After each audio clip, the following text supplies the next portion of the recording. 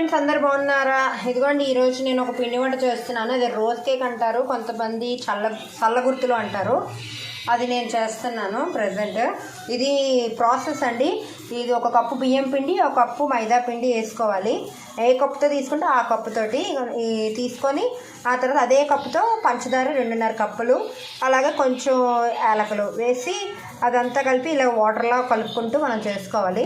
ఇది నేను చేసుకొని ఇప్పుడు దీంతో నేను రోజ్ కేక్స్ చేస్తున్నాను. ఎలా వచ్చాయో మీకు చూపిస్తాను. నచ్చితే వీడియో లైక్ చేయండి, మా ఛానల్ సబ్స్క్రైబ్ చేసుకోండి. ఇది కూడా మీ ఇంట్లో ట్రై చేసి నాకు కామెంట్ చేయండి. ఇవ్వండి,